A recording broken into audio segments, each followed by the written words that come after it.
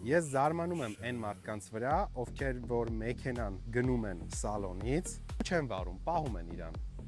Այսինքն չեմ վայելում այդ ավտոն։ Հիմա այս ավտոն,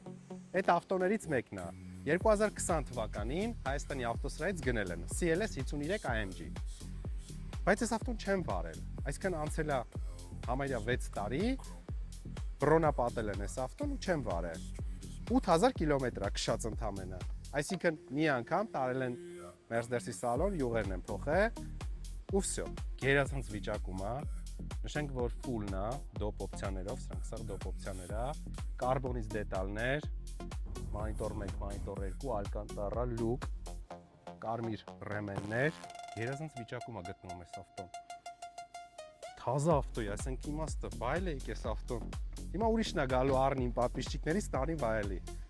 Հետևը երկու կոմանի կառավարվող կլիմատ կոնտրոլով, էլի կարմիր ռեմեններով, կուպեոտ է, էլի։ Մեքենայի ընդհանուր տեսքը հետևից։ Դիմային ու հետևի հատվածները սաղ բռոնապատած է, այսինքն առաջնահերթ քայրը որ կպնի բան, այս սաղ բռոնապատած է, արժեքը մեքենայի $115,000։ $115,000, որովհետև թազա ավտո է, $115,000, որովհետև Ամերիկայից բերած ավտո չի, խփած սարքած ավտո չի,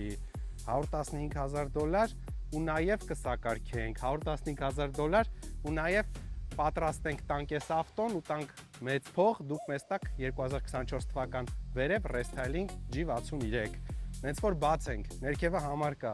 զանգ արեք, եկեք տարեք վայելեք, CLS-ն է էլի։